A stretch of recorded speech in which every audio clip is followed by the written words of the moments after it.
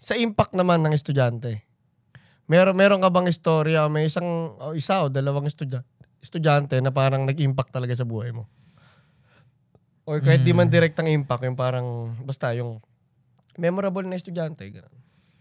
May mga memorable ako na classes. Parang ayoko mag-name drop na estudyante. Pero kasi baka biglang nakikinig sila sa podcast na tas para matamaan sila ng di oras. Pero for me, memorable na naka-impact. Parang dami nangyari over the years eh. Hindi, yung medyo unang-una lang pupasok sa isip mo na parang, uy, itong estudyante na to, parang siya yung tipong estudyante na parang, kamusta na kaya ito ngayon? Ano kaya ginagawa na ito ngayon? O kaya parang... I guess, may multiple groups of students. Yung mga students kong I would say yung mga atheist kong student. Parang hindi lang sila isa eh. Iba-iba yung flavor nilang lahat eh. Pero parang sila yung mga talagang nakausap ko. I mean, meron akong mga atheist friend. Pero iba yung atheist na student na parang gusto ko sila kasi parang na-appreciate ko sila kasi rinirespeto nila yung subject ko eh. Hindi lang sila hindi nakikinig dahil, alam mo yun, dahil against lang sila sa religion. Especially na religion teacher ako. Pero sila yung mga student talaga nagtatanong sa akin tungkol sa kung totoo ba talaga si God para sa kanila at bakit ako naniniwala. At yun naman yung deal ko. Sila actually, iba sa kanila yung mga best performing student ko grade-wise eh. Kasi parang sa akin, yung policy ko naman sa class, hindi mo naman kailangan maniwala eh. Kailangan mo lang intindihin kung bakit namin paniniwala to. At kung enough ba to sa'yo, sige. Ganun. Parang, o di maniwala ko hindi. Pero hindi ko fina-force. Kahit nga pag-lead nila, kasi parang required dati sa Catholic school kung mag-lead ng prayer. Kahit sila nagli-lead ng prayer, hindi ko sila fina-force mag-sign of the cross. Parang sila lang magli-lead. Parang may mga set naman sila sabihin.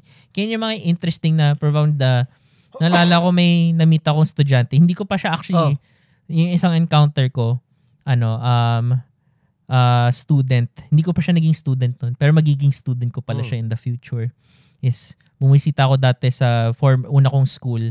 Student pa lang ako kasi hinatid ko yung professor ko doon. Tapos, yun, celebration siya nung school. Tapos nagkakainan yung mga bata. Tapos may nakaupo kaming, yung dati kong philosophy teacher. Tapos ako, may nakaupo kaming isang bata. Sabi niya, I'm an atheist. I guess, do I have to pray? Because I don't believe in God. Tapos, grade 6 lang siya nun. Tapos parang sabi namin ng teacher na, interesting tong bata. So parang nag-usap tungkol God, ba't namin ginagawa to, yung ganun. Tapos sobrang interesting nung discussion. Tapos, little did I know na magiging estudyante ko rin siya. Kaya yun yung mga interesting. Kasi sila yung nagtatanong na question na, pati ako yung napapaisip eh. Kasi yun yung favorite kong moment in class. Kapag may natanong yung estudyante, mas mapatutulala ako. Tapos kasi sa klase talaga, ako nag-iisip mismo. Hindi lang ako nagsasabi ng... Hindi ka lang nagsasabi ng nakuha mo. Kasi parang yun yung favorite ko pag may mga students na nag-i-engage sa akin sa topic eh. Kung bakit naniniwala yung ganito, kung bakit ganito yung isang bagay. Parang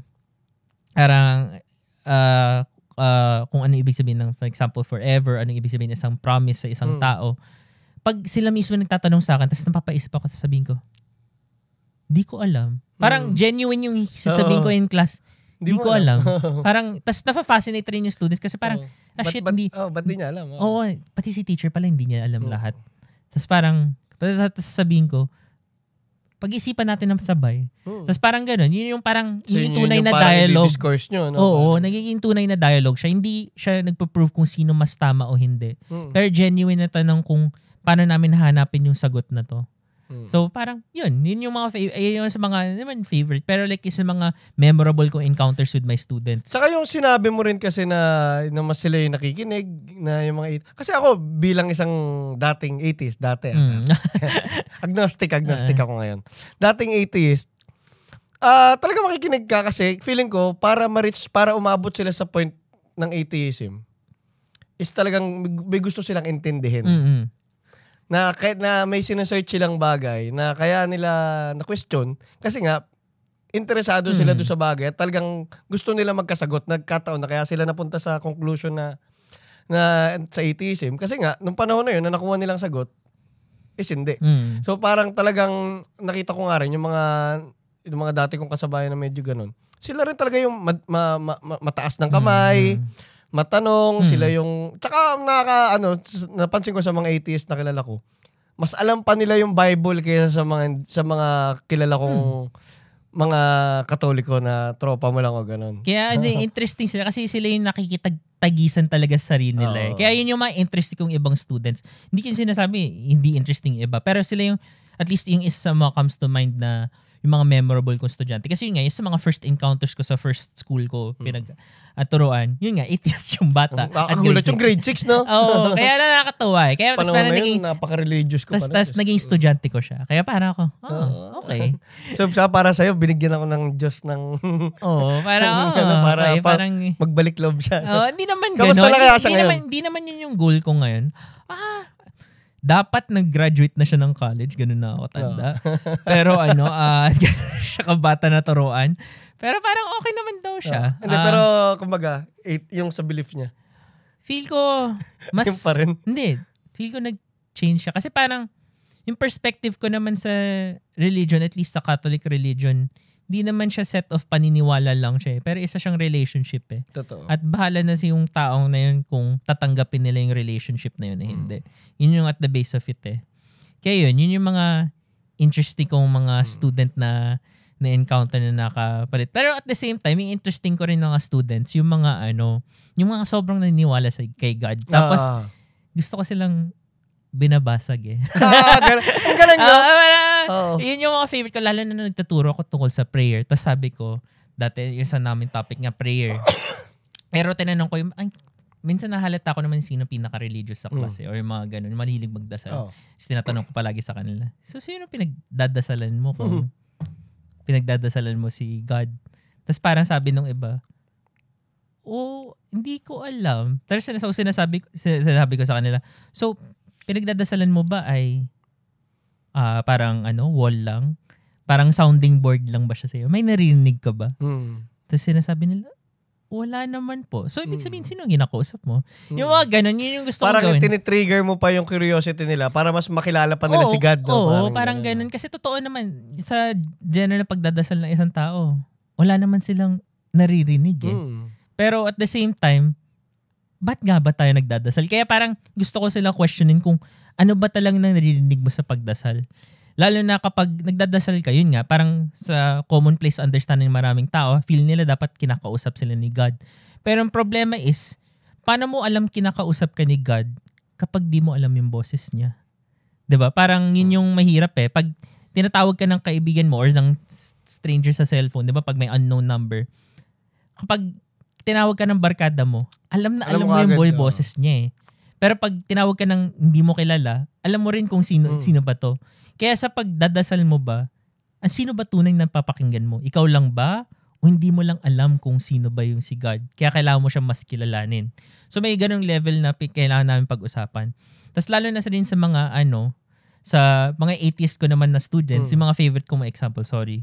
Sir Calasans na ninakaw ko yung example mong isa. Yung parang... Nabanggit mo rin siya nung unang podcast natin, naaalala ko yun. Oo, so yun nga, yung favorite namin as example is parang kapag may nagdi-dispute kung totoo ba si God o hindi, yung ginagamit niyang example at ginagamit ko na rin ay, basta kung sinabi ko sa'yo, sa harapan nating dalawa, may uyarsa sa harapan natin, maniniwala ka ba? Uyarsa? Oo. Ano yun?